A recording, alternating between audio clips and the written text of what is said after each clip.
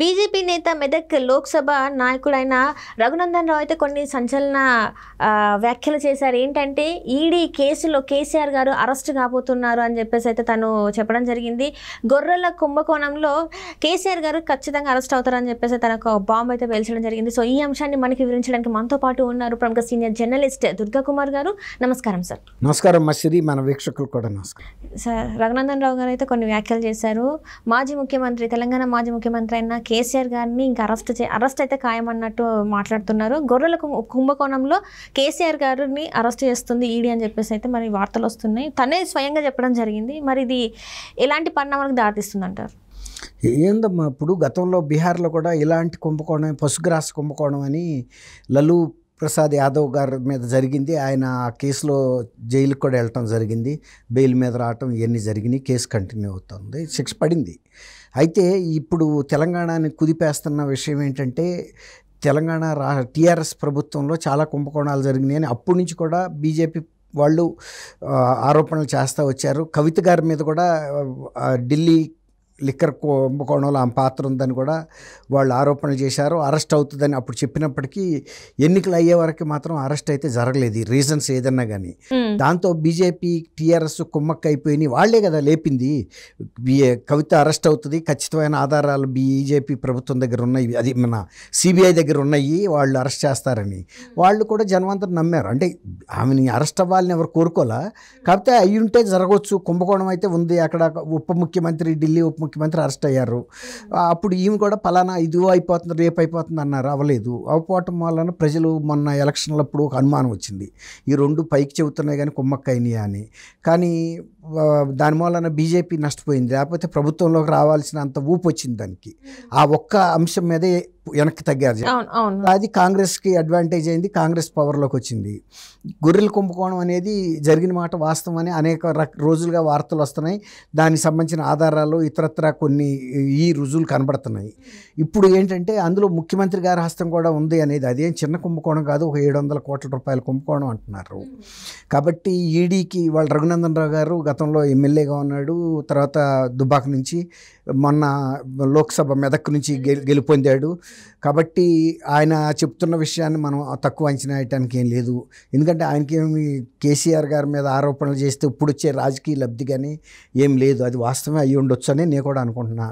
ఈడీలు notice ఇవ్వడానికి కూడా ఆయన ఇంటికి వెళ్ళారని చెప్తున్నారు, ఇల్లుంటారు. అట్లాగే హరీష్ రావు వెంకటరామరెడ్డి అని ఒక ఎమ్మెల్సీ, ఆయన గతంలో ఐఏఎస్ ఆఫీసర్, తర్వాత రిజైన్ చేసేసి బీఆర్ఎస్ పార్టీలో చేరి ఎమ్మెల్సీగా అయ్యాడు. ఇప్పుడు వీళ్ళిద్దరి మీద కూడా కేసులు ఉంటాయని ఆయన చెప్తున్నాడు. కాబట్టి మనం ఇప్పుడు ఉన్న పరిస్థితి ఏంటంటే, తెలంగాణలో ఈ కుంభకోణం అంటే ఇతర రాష్ట్రాల నుంచి యూనిట్లుగా తీసుకొచ్చి ఒక 15-20 గొర్రె పిల్లల్ని ఇస్తారనమాట ఈ గొర్రెల పెంపకందారులకి. అది ఏంటంటే తక్కువ యూనిట్లు తెచ్చి అదే యూనిట్ని 10 మందికి ఇచ్చినట్టుగా లోను, బట్ అదే యూనిట్ ఉంటుంది అన్ని, అంటే బినామీయేక ఊరికే నంబర్స్ చూపిస్తున్నారు కానీ ఇచ్చింది ఏం లేదు. ఆ వచ్చిన దాంట్లో చెరిసగం సపోజ్ అధికారులు, అది ఆ కుంభకోణం జరిగిందనేది చాలా కేసులు బుక్ అయినాయి. వాటి మీద ఎవరైతే బాధితులు ఉన్నారో వాళ్ళే వచ్చి చెప్పారు, మా దగ్గర మాకు ఇవ్వలేదు, ఇచ్చినట్టు లోన్ ఇచ్చినట్టు ఇచ్చి మాకు కొద్దిగా డబ్బులు ఇచ్చి మిగిలింది వాళ్ళే తీసేసుకున్నారు అని. ఆ తీసుకున్న డబ్బుల్ని రకరకాల స్థాయిల్లో వాళ్ళు పంచుకున్నారు, అదైతే వాస్తవం. అది ముఖ్యమంత్రి గారు రాక వెళ్ళిందా, వెళ్లకుండా ఉంటుందా? ఎందుకంటే అన్ని జిల్లాల్లో జరిగిన ఆ కుంభకోణం ఆ ముఖ్యమంత్రి గారి దృష్టికి వెళ్ళలేదని మనం అనుకోము. తర్వాత రైతు బంధు, అదే దాన్ని దళిత బంధు కార్యక్రమం, అప్పుడు కూడా 10 లక్షలు ఇచ్చినప్పుడు 10 లక్షలు ఎవరికైతే ఇస్తామో తీసుకున్న విషయం కూడా కేసీఆర్ గారి దృష్టికి వెళ్ళింది. ఆయన ఎమ్మెల్యేల లెజిస్లేచర్ పార్టీ సమావేశంలో కూడా చెప్పాడు, అయ్యా మీరు ఇట్లాంటి అవినీతులు కూడా చేసిన ఎమ్మెల్యేస్ ఉన్నారు ఇక్కడ, నాకు తెలుసు ఎవరెవరు తీసుకున్నారును, ఏదో మొదటి తప్పు కింద క్షమిస్తున్నాము కానీ ఇట్లాంటివి చేయొద్దని ఆయనే హెచ్చరించాడు. జరిగిన వాస్తవాలు నా దగ్గరికి వచ్చినాయి అని. అట్లాగే గొర్రెలకు సంబంధించిన ఈ కుంభకోణం భారీ స్థాయిలో జరిగింది కాబట్టి అది ఈడీ, విజిలెన్స్ వీళ్ళందరి దృష్టికి వెళ్ళినాయి. వెళ్ళినప్పుడు మరి ముఖ్యమంత్రి గారికి ఆయన నోటీసులు ఇవ్వడానికి వెళ్ళారు, త్వరలో అరెస్ట్ అవుతారు అని కూడా చెబుతున్నాడు. హరీష్ రావు గారు కూడా నిన్న ఎక్కడో బహిరంగ సభలో సిద్దిపేటలో ఉన్నప్పుడు వెళ్ళారని ఈడీ వాళ్ళు. మరి ఊరికే ఏమన్నా ప్రశ్నించడానికి వెళ్ళారా లేకపోతే ఆయనకు కూడా నోటీసులు ఇవ్వడానికి వెళ్ళారని తెలియదు మనకి. అంటే ఇప్పుడు చూస్తుంటే సార్, ఇప్పుడు కవిత గారు ఆల్రెడీ లిక్కర్ కుంభకోణంలో అరెస్ట్ అయ్యే తీహా జైల్లో ఉన్నారు. ఇప్పుడు వాళ్ళు ఆయన కేసీఆర్ కూడా కలిశారు, కేటీఆర్ కలిసారు. అంటే ఇంతవరకు దీనిపైన కేసీఆర్ గారు అయితే ఎట్లాంటి స్పందించలేదు. అంటే కలిసి కలవడమే కానీ ఎలాంటిది కానీ తను ఏం చేయలేదు ఇంతవరకు. కూతురు అని కూడా ఎక్కడ కూడా ఎలాంటిది అనిపించలేదు తన ప్రయత్నం. అన్నాడు ఏదో ఇది రాజకీయ ప్రమేయంతో చేశారు అంతే, లేదు. అండ్ ఫోన్ ట్యాంపరింగ్ది కూడా మనకు ఉంది. సో ఆ కేసులో కేటీఆర్ గారు అరెస్ట్ అయ్యే అవకాశం ఉంది అని చెప్పారు. అండ్ ఒకవేళ ఇంకా ముందుకెళ్తే కేసీఆర్ కూడా అరెస్ట్ అయ్యే అవకాశం ఉంది. అండ్ ఇప్పుడు బీజేపీ నేత అయిన రఘునందన్ రావు గారు ఈ గొర్రెల కుంభకోణంలో ఆయన పేరు చెప్పేస్తున్నారు, కరాకంటే చెప్పేస్తున్నారు కేసీఆర్ గారు అరెస్ట్ అవుతారని. మరి ఏంటి అసలు ఇప్పుడు మరి బీఆర్ఎస్ పార్టీ పరిస్థితి ఏంటి? ఇక్కడ ఎమ్మెల్యేలే కావచ్చు, ఎంపీలే కావచ్చు, ఆయన గెలవలేదు.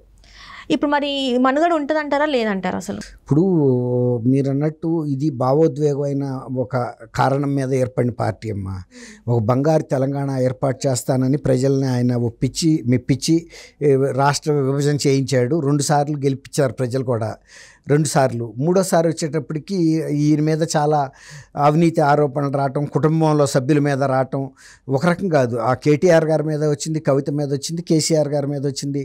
హరీష్ రావు గారు అంటే సరే డైరెక్ట్ కుటుంబ సభ్యుడు కాకపోయినా ఆయన మీద కూడా ఏవో వచ్చినాయి.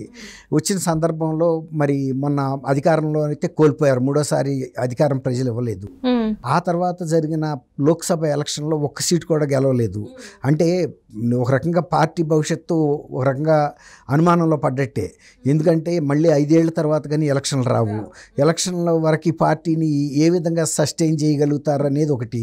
తర్వాత ఎవరైనా పార్టీ సభ్యులు అధికారం ఉన్న వైపు అయస్కాంతంలాగా ఆకర్షితులు అవుతారు, కానీ అధికారం లేని సాట శివాలయాల్లో ఉండరు ఎవరు. అంటే ఇక్కడ చూస్తుంటే సార్, మేజర్గా చూస్తే హైదరాబాద్లో ఎమ్మెల్యేలు కొంతమంది గెలిచారు, హైదరాబాద్ సిటీ వైజ్గా గెలిచారు, కానీ ఊళ్ళో గ్రామాల స్థాయిలో మాత్రం గెలవలేదు. సో ఎవరైతే ఇక్కడ సిటీలో గెలిచిన ఎమ్మెల్యేలు ఎవరైతే ఉన్నారో వాళ్ళు కాంగ్రెస్లోకి వెళ్ళడానికి కూడా సిద్ధంగా ఉన్నారు, కొంతమంది బీజేపీలోకి వెళ్ళడానికి కూడా సిద్ధంగా ఉన్నారు అని చెప్పేసి మరి వార్తలు వస్తున్నాయి. ఇంకా ఎవరైతే గెలిచారో వాళ్ళు అందరూ కూడా ఖాళీ చేసేసి వెళ్ళిపోయే పరిస్థితి ఉందంటారా మరి? ఇప్పుడు ఇక్కడ చేరిన వాళ్ళు కూడా ఇతర పార్టీల నుంచి వచ్చిన వాళ్ళే కదా, మా తెలుగుదేశం పార్టీలో గెలిచిన వాళ్ళని తీసుకున్నారు. అట్లాగే వాళ్ళు ఎప్పుడైనా ఏ పార్టీ అధికారంలో ఉంటే ఆ పార్టీ వైపు వెళ్తారు. నీరు పల్ల మెరుగు నిజము దేవుడెరుగు అంటారు కదా, అట్లాగే అధికారం వైపు ఎమ్మెల్యేలు మూవ్ అవటం అనేది వాళ్ళ కొత్తగా అవ్వలేదు. అనేక సార్లు టీఆర్ఎస్గా ఉన్నప్పుడు పార్టీ అప్పట్లో కాంగ్రెస్ పార్టీ నుంచి పెద్ద ఎత్తున 20 మంది 25 మందిని, తెలుగుదేశం నుంచి కూడా 20 మందిని 25 మందిని కూడా వాళ్ళు పార్టీలో చేర్చుకున్నారు గతంలో కూడా. అట్లా చాలామంది మొన్న కూడా తెలుగుదేశం ఇక్కడ పార్టీ పోటీ చేయన సందర్భంలో తెలుగుదేశంలో గతంలో ఎమ్మెల్యేలుగా ఉన్న వాళ్ళందరూ కూడా ఈ పార్టీలో టికెట్లు తీసుకుని కూడా గెలిచారు. తెలుగుదేశం టికెట్ మీద గెలిచి కూడా ఈ పార్టీలో చేరారు. అప్పుడు ఆ తర్వాత ఈ పార్టీ టికెట్లు ఇవ్వటం మొదలెట్టింది బీఆర్ఎస్లో కూడా గెలిచారు ఇక్కడ హైదరాబాద్లో. అలాంటప్పుడు ఇప్పుడు ఇక్కడ ఏంటంటే ఆ తర్వాత మరి ఇక్కడ గెలవలేకపోయారు కదా, అప్పటికి ఇంకా టీఆర్ఎస్ గెలుస్తుందనే ఒక ప్రజల్లో అనుమానం ఉండి వేశారు. కానీ ఒక్కసారి స్టేట్ అసెంబ్లీ ఎలక్షన్లో ఓడిపోయిన తర్వాత మాత్రం లోక్సభ ఎలక్షన్స్కి గెలిపించలా. అట్లాంటి టైంలో పార్టీని అందులో వీళ్ళందరూ కూడా ఈ కుంభకోణాల్లో ఇరుక్కోవటం అనేది పార్టీకి ఇంకా నష్టం కలిగించే అంశం. కాబట్టి చూద్దాం, ఈ 5-6 రోజుల్లోనే ఈడీ కనుక మూవ్ అయితే, ఒకవేళ కనుక కేసీఆర్ అరెస్ట్ మీద కనుక